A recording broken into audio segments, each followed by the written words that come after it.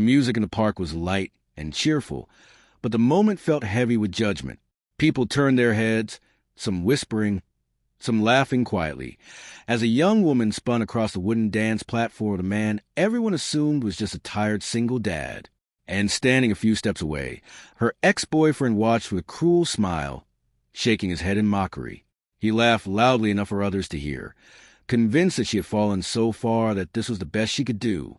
What he didn't know was that within the next hour, the truth about that ordinary man would change everything, and the same crowd that laughed would stand in stunned silence. Before we continue this emotional story, take a moment to support the channel. If you believe in kindness, second chances, and stories that touch the heart, please like this video, share it with someone who loves inspiring stories, leave a comment, and subscribe to the channel Heartfelt Stories. Your support helps these stories reach more people who need a little hope. It was a bright afternoon in early summer when Marissa Vale arrived at the community park festival. The sunlight poured over the green lawns. Children ran between colorful booths, and soft music drifted from a small stage where local dancers had gathered.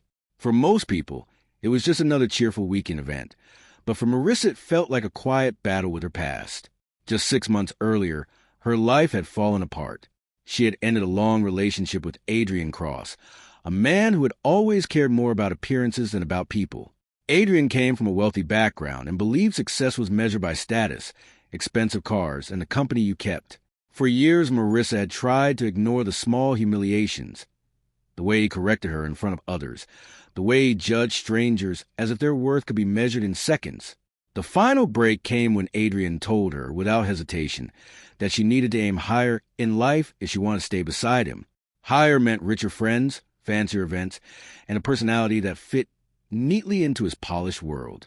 That night, Marissa realized something painful but freeing. Adrian didn't love who she was. He loved the idea of who she should become. Walking away from him had been terrifying, but it also gave her something she hadn't felt in years: peace. Still, starting over wasn't easy.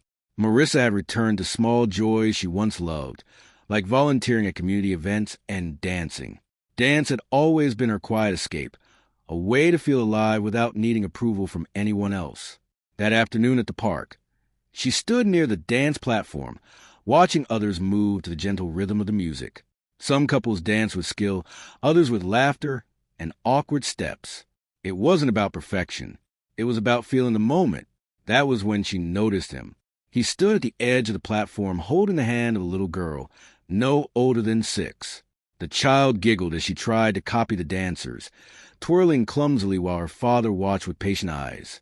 His clothes were simple, just a faded blue shirt and jeans, but there was something calm and steady about him. The girl tugged his arm, clearly begging him to join the dancing. He hesitated, glancing around with a shy smile, as if he wasn't used to being the center of attention. Marissa felt an unexpected warmth at the scene. Without overthinking it, she stepped forward and offered him a friendly gesture to join the dance. At first he seemed surprised, but the little girl clapped excitedly, and soon the three of them were on the wooden platform. The child spun between them while the music played, and the moment felt wonderfully carefree. That was when the whisper started. Near the crowd stood Adrian Cross. He had arrived at the festival with a group of well-dressed friends, clearly treating the event like a casual stop before somewhere more exclusive.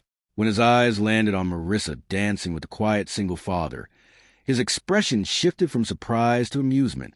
Adrian leaned toward his friends and laughed loudly enough for others to hear. His words dripped with mockery as he gestured toward the dance floor, as if Marissa's choice of partner confirmed everything he had ever believed about her poor judgment. The laughter spread through parts of the crowd. Some people simply watched, unsure how to react. Others whispered, feeding the uncomfortable tension in the air. Marissa noticed Adrian, of course. For a brief moment, the old insecurity tried to creep back into her chest. The memory of his constant criticism still had the power to sting. But then she looked at the little girl laughing beside her, and at the man who patiently guided her steps so she wouldn't trip. There was kindness in his movements, a quiet strength that didn't need approval from anyone. And suddenly Adrian's laughter felt very small. The music continued, and Marissa chose to keep dancing. The man introduced himself afterward as Rowan Mercer. His daughter, Lila, proudly showed Marissa the flower bracelet she had made at one of the festival booths. Rowan thanked her for helping Lila enjoy the dance, explaining that his daughter had been shy since they moved to the city a few months earlier. Marissa quickly realized that Rowan was thoughtful, humble, and deeply devoted to his child.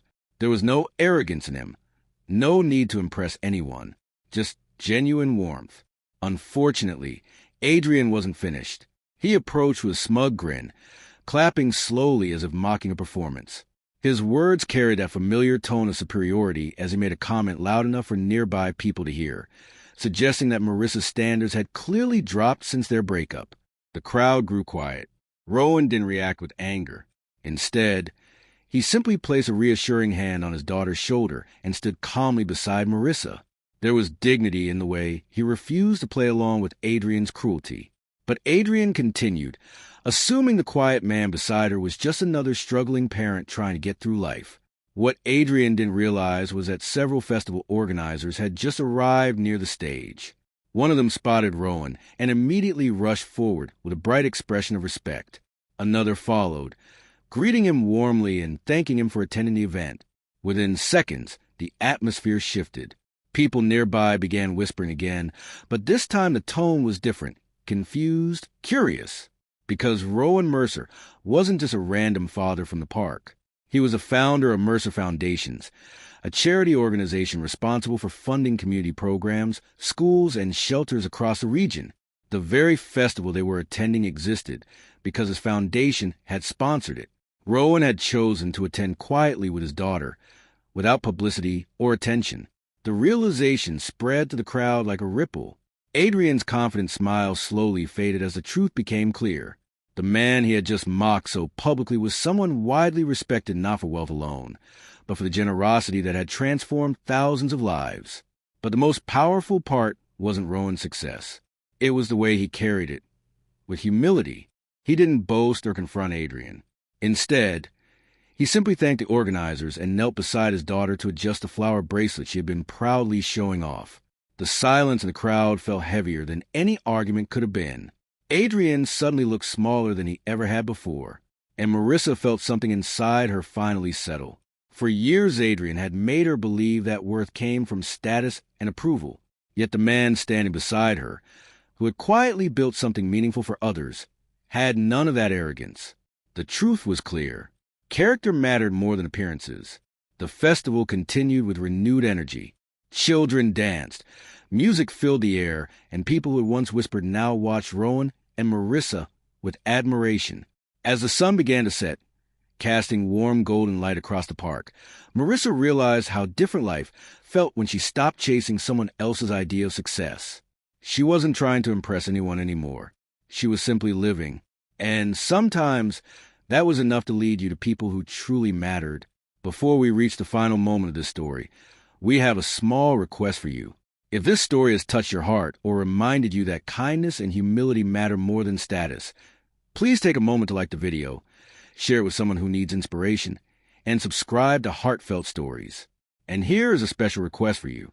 Comment below with the word kindness if you believe true character will always reveal itself in the end.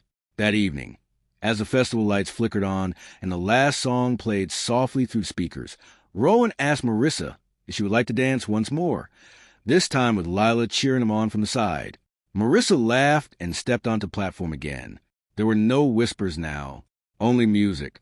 And sometimes the sweetest victories in life are not about proving someone wrong, but about finally realizing you were right to believe in kindness all along. If this story moved you even a little, please engage with the video so more people can discover it. Your like, comment, and share help spread these heartfelt stories to people who may need hope today. Red Heart,